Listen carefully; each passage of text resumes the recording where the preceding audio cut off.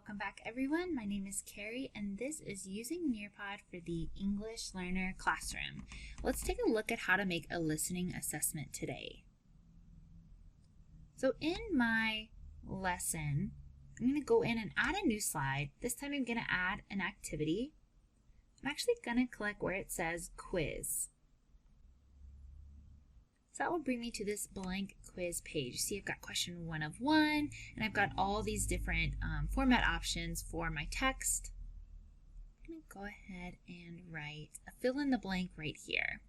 So it is a visual assessment, but I really want it to be a listening assessment. So I'm going to go in and record myself. I've got a play button, I've got the record button.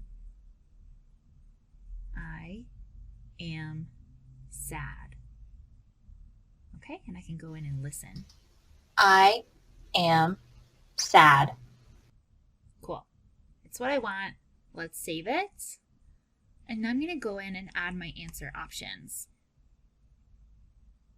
And you can add a lot of different answer options. I'm going to keep it to 4 because that's just standard assessment practice. So after I type all my options, I'm going to need to check mark the one that is the correct one. And this will help me later on when I grade this. Another thing to note is that you can drag your answer choices around wherever you'd like to mix them up. I'm going to add more questions. Let's look to see what it looks like from the student view. Got my directions, got my audio. I am sad.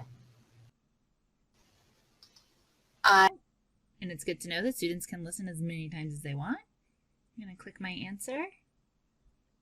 One answer selected and next. Stay tuned for more videos.